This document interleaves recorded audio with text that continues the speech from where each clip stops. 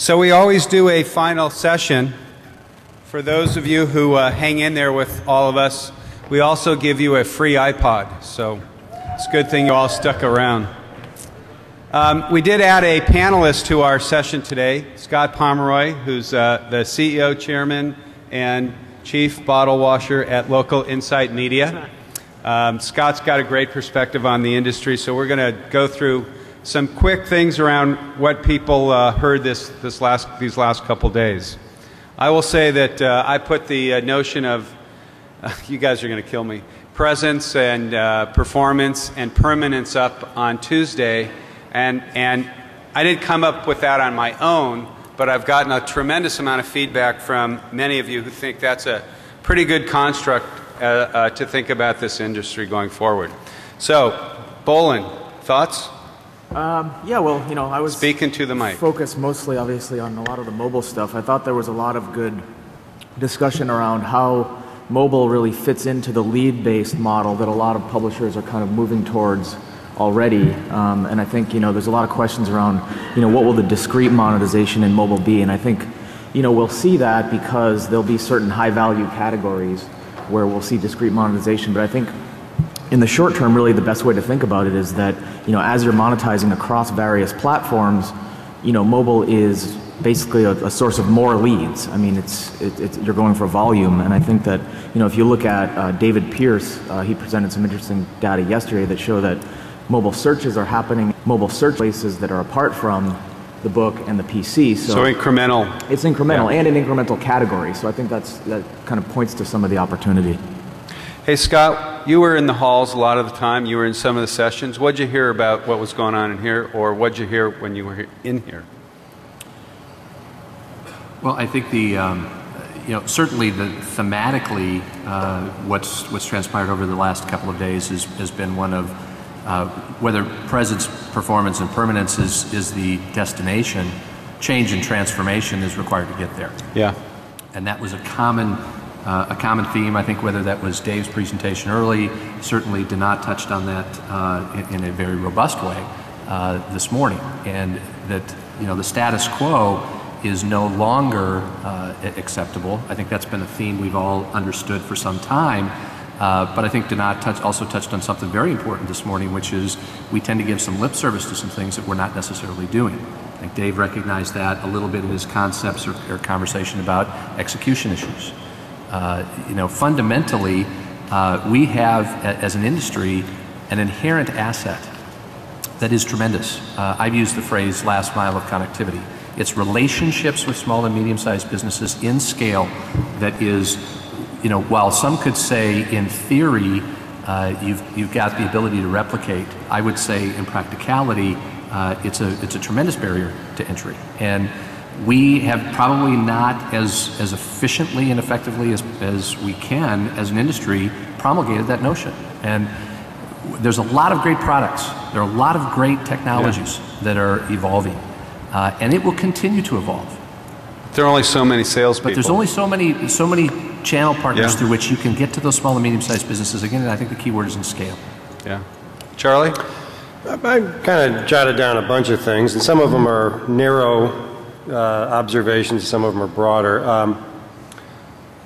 There's a lot of sort of back and forth on sort of the degree to which print is living, dying, or evolving, and I think my takeaway is that it's going to change dramatically, and in the Abe's presentation was fairly interesting, and sort of the simplicity of it. Abe's? Yeah. Yeah. Yeah. Maybe it's not applicable to everyone, but there's a simplicity in what he's doing that I think is, you know, instructive. So I think, you know, is hyperlocal print the future of print?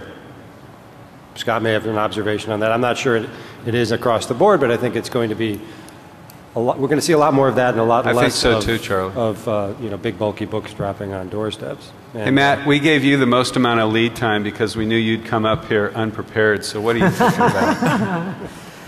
What time is it, Neil? No, I would actually say I'd say a couple of things. The first one is I have too had many conversations throughout the week about reputation management, which you have termed presence management. But what we have only started to get into around that, and I've had a few hallway conversations around it, is how is it you're going to segment your business and your sales force to make sure you're going after the appropriate businesses with these products. We saw some data earlier when we started about, I think it was 16% of businesses that are less than 3 years old have self-enrolled and self-adopted into Twitter. Those are the kind of trends that are going to make segmentation and the idea of taking a sales force and going after the right business with the right product at the right time really, really critical. That point was driven home to me by Dave Swanson saying the print book can easily sustain revenue, year-over-year revenue declines of 5%, but certainly not the 15 or 20% that they've seen. So I think, given the underlying trends and the structural kind of impediments going on in the economy, we are going to have to see some kind of radical realignment of how to go out and reach these businesses en masse. How hard is it to do all this, Scott? Well, I mean, you certainly don't want to be Pollyannish and say it's easy. We don't, any of us believe that. But it's certainly not a transformation that requires a complete reconstruction. One of the things we've found is we've just a tummy tuck. Yeah. I'll let you draw the analogies. But we've done a fair amount of that kind of work, and what we found is with the array of products, and I think the comment here about segmentation is a critical one. Yes, you have to segment based on predisposition of the and propensity of the customer. And that's another theme that I think we've heard is a customer-centric, a customer-focused approach to this is going to be required. But from a sales standpoint, you always come back to fundamental selling skills are what's required. If you've got the right analytics, if you've got the right segmentation, the right collateral, the right approach, it tends to be around preparation, conviction material, confidence on the part of the sales rep, that really is the differentiator at the end of the day. It's not whether they can disaggregate a Google algorithm for somebody.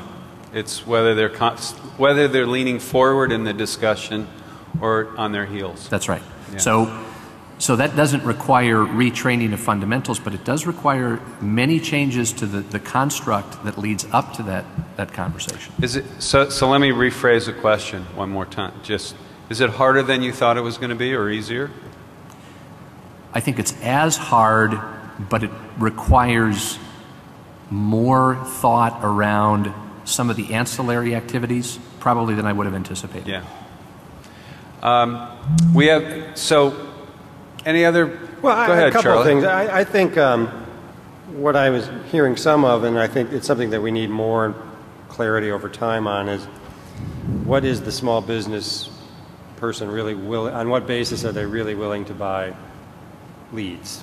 Is it really on a purely performance basis, or is it some sort of hybrid model, et cetera? I mean, it's interesting to hear, Mike Boyce say, pay-per-call, maybe it's 20-25% of the business, and there's strong pushback across the rest of the small business community, and I think Abe had similar comments. And so I think sometimes there's a little bit, some of the rhetoric it's a little bit ahead of sometimes of reality on the street sometimes. Well, yeah, what is a lead is an important question that I thought came up a lot, and it's the kind of thing where it's the battle between simplicity and selling it and also utilizing some of the unique aspects of some of these different lead formats or sources.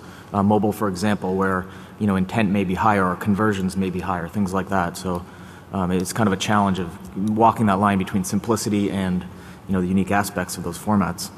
Well, I think the other thing that really manifests itself is that with transparency comes more demands. So the more visibility you give into what's a lead, what's a click, what's an impression, what are elements that lead to that, the ultimate conclusion that many small businesses will make, or the leap that they will take, is, well, gee, what I really want to pay for is conversions. Now you convert that lead to a sale to me, and now I'm willing to pay you for that. So those are the risks you run as you start to open up this whole element of transparency. Is that people just, the more you give them, the more they want. It's a natural moving target. It's a human nature. More bandwidth. It's human nature. There's no question about it. We got bandwidth. We want more bandwidth. More appropriately, the goalposts keep getting moved. That's right. Yeah. And that'll be the challenge as we move through that process of the conversion to pay for performance of some kind.